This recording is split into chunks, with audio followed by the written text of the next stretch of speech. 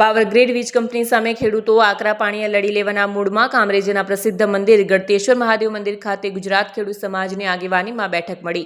દરેક પક્ષ પાર્ટી સંગઠનના તેમજ સહકારી આગેવાનો એક મંચે આવ્યા। મોટી સંખ્યામાં મહિલાઓ પણ બેઠકમાં ઉપસ્થિત રહી પદયાત્રામાં જોડાઈ કલેક્ટર કચેરીના ઘેરાવની ચીમકી ઉચ્ચારી। દક્ષિણ ગુજરાતમાંથી પસાર થનાર 765 કેવી પાવરગ્રીડ વીજ કંપની માટે જમીન સંપાદન ચાલી રહ્યું છે। સુરત જિલ્લામાં જમીન સંપાદન સામે ખેડૂતો છેલ્લા ઘણા સમયથી વિરોધ કરી રહ્યા છે। જમીન સંપાદનના બદલામાં ખેડૂતોને મળવાપાત્ર વળતર નહીં ચૂકવી કોડીના ભાવે જમીન ઔદ્યોગિક હેતુ માટે પડાવી લેવાના આરોપ સાથે ગુજરાત ખેડૂત સમાજના નેજા હેઠળ આંદોલન ચાલી રહ્યું છે। ત્યારે આંદોલનને વધુ વેગવંતુ બનાવવા માટે કામરેજના પ્રસિદ્ધ ગળતેશ્વર મંદિર ખાતે એક બેઠક મળી હતી, જેમાં હજારોની સંખ્યામાં જિલ્લાના અસરગ્રસ્ત ખેડૂતો ઉપસ્થિત રહ્યા હતા, જેમાં મોટી સંખ્યામાં મહિલાઓ પણ ઉપસ્થિત રહી। મહિલાઓએ પણ આંદોલનમાં સંપૂર્ણ સાથ સહકાર આપવાની તૈયારી બતાવી છે। આગામી દિવસોમાં મોટી સંખ્યામાં મહિલાઓને સાથે રાખીને પદયાત્રા યોજી કલેક્ટર કચેરીનો ઘેરાવ કરવાની તૈયારી પણ છે। પોલીસને આગળ કરીને દબાણ ઊભું કરી આંદોલનને દબાવવાના પ્રયાસ કરાતો હોવાનું ખેડૂત સમાજના આગેવાનો જણાવી રહ્યા છે।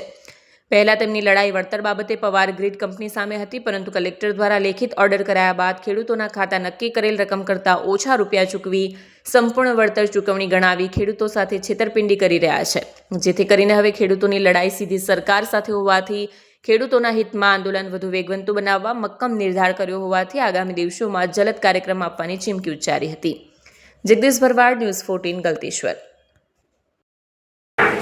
સુરત જિલ્લાના કામરેજ તાલુકાના ગળતેશ્વર મંદિર ખાતે આજે જે પાવરગ્રીડ અને સ્ટરલાઇટ વીજ ટ્રાન્સમિશન લાઇન જે 765 દક્ષિણ ગુજરાતમાંથી પસાર થઈ રહી છે, એના પાવરગ્રીડે ખેડૂતોને એમના અકાઉન્ટમાં જે પૈસા ચૂકવ્યા છે એ ડિસ્ટ્રિક્ટ મેજિસ્ટ્રેટ જે હુકમ કર્યો એનાથી વિપરીત પાવરગ્રીડે જે લખીને આપ્યું કે અમે તમને આટલા પૈસા ચૂકવવાના છે, એનાથી વિપરીત ખેડૂતોને કોઈ પણ જાણ કર્યા વગર એનાથી અડધા કે અડધાથી પણ ઓછા પૈસા ચૂકવ્યા છે। અને એ લોકો ખેડૂતોને ફેસ કરવા નથી માંગતા, ખેડૂતોના સવાલોના જવાબ આપવા નથી માંગતા, ખેડૂતોને લેખિતમાં કોઈ એ લોકોએ ફોર્મ્યુલા આપી નથી કે શા માટે આટલું ઓછું વળતર ચૂકવાયું, અને હજુ તો પોલીસની ધમકી આપે છે। તમારા માધ્યમથી મારે કહેવાનું કે આ ડિસ્ટ્રિક્ટ મેજિસ્ટ્રેટ કે પાવરગ્રીડને કોઈ વાંધો નથી એવું અમને લાગતું છે। આ જે વાંધો છે એ સરકારને છે અથવા કોઈ રાજકીય પક્ષને છે। અમને જો અમારું વળતર નહીં મળ્યું તો અમે શાંત બેસવાના નથી। અમારું અહિંસક આંદોલન જે 1.5 વર્ષથી ચાલે છે એ કન્ટિન્યુ રહેશે। અમારે જે જરૂર અમારી જે પદયાત્રા અમે પ્રશાસનના વિશ્વાસમાં આવીને જે પદયાત્રા અમે કેન્સલ કરેલી એ જ પદયાત્રા પાછા અમે કન્ટિન્યુ કરીશું। અને અમે ટૂંક સમયમાં એસપીને પણ મળવા જવાના છે કે જ્યારે પાવરગ્રીડ અને સ્ટરલાઇટ કંપની અમારી સાથે અન્યાય કરતી હોય તો શા માટે તમે એ લોકોને પોલીસ પ્રોટેક્શન આપો છો? શા માટે ગરીબ અને બિચારા ખેડૂતોને તમે ધમકાવો છો અને ડરાવો છો? અમે ખેડૂત સમાજ તરીકે ખેડૂતોને એકલા મૂકવાના નથી। આ આંદોલન જ્યાં સુધી ખેડૂતોને એમનો હક એમને વળતર નહીં મળે ત્યાં સુધી આ આંદોલન કન્ટિન્યુ રહેશે। અને જો અમારે કોઈ રાજકીય પ્રોગ્રામ આપવા પડે તો પણ અમે એમાં પાછા પડવાના નથી।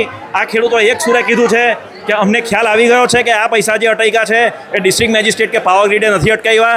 આ જે પૈસા અટકા છે એ રાજકીય રીતે સત્તા પક્ષના માણસો દ્વારા આને અટકાવવામાં આવ્યા છે। અને જો એ પૈસા અમારા એકાઉન્ટ્સમાં તમે રિલીઝ નહીં કરો તો આ આંદોલન હજુ વધુ ઉગ્ર થશે। અમે અહિંસક માર્ગે જે કરવું પડે એ કરીશું, અને જે પદયાત્રા અમે આગળ જે સ્થગિત કરેલી એ પદયાત્રા અમે કન્ટિન્યુ કરીશું, અને એના માટે ટૂંક સમયમાં અમે એસપીને પણ મળવા જવાના છે। દીક્ષિતા હિરેનભાઈ દેસાઈ। આજનો કાર્યક્રમ એ જ હતો કે અમારી ખેડૂત સમાજની જે પાવરગ્રીડની લાઈન જતી છે તેમાં અમને પૂરું વળતર મળવામાં આવ્યું નથી। એના માટે અમે ખેડૂત લોકોએ બધાએ આંદોલન કર્યું છે કે અમારું જે વળતર અમને સરકારે જે કીધેલું છે તે અમને પૂરેપૂરું વળતર મળે। અને આગામી દિવસોમાં અમે લોકો એવી વાત કરી છે કે જે જગ્યાએ જે બી આંદોલન થાય તે બધા જ આંદોલનની અંદર અમે સહકાર આપવા તૈયાર છીએ। જે બી ટાઈમે બોલાવશે તે ટાઈમે અમે હર હંમેશ એમની સાથે આવીશું।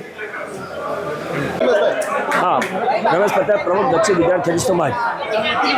છેલ્લા 1.5-2 વર્ષથી દક્ષિણ ગુજરાતમાંથી પાવરગ્રીડ લાઇનની પસાર થાય છે, તેના લઈને ખેડૂતોનો ભારે વિરોધ હતો, અને વિરોધ વચ્ચે કલેક્ટર સાહેબશ્રીએ ખેડૂતોને ગામની ઉચ્ચ જંત્રી, બાજુના ગામની ઉચ્ચ જંત્રી, કાં તો પછી ડીએલએસ જે વધારે જંત્રીઓ હોય એ ચૂકવવા માટે હુકમ કરવામાં આવેલો હતો, પરંતુ આ કલેક્ટર સાહેબનો હુકમને ઢોઈને પી જતા પાવરગ્રીડે વળતર ન ચૂકવતા ખેડૂતોમાં ભારે રસ હતો, અને વીરપુર ગામેથી પદયાત્રા કાઢવાનું નક્કી કરવામાં આવેલું હતું।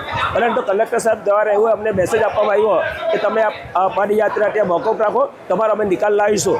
પરંતુ 15 દિવસ થઈ ગયા, અમારી વાતનો કોઈ નિકાલ ન આવતા આજે ગલતેશ્વર મુકામે મોટા પ્રમાણમાં આ દક્ષિણ ગુજરાતના બધા ખેડૂતો ભેગા થયા હતા અને કલેક્ટર સાહેબનો હુકમ મુજબ અમને વળતર લેવા માટેની અમે એક માગણી કરવામાં આવી અને જો આ માગણી ન સંતોષાય તો ફરીથી પદયાત્રા ચાલુ રાખવામાં આવશે અને પદયાત્રાની જો વાત ન માને તો કલેક્ટર ઓફિસમાં અમે ઘેરાવ કરનાર છે.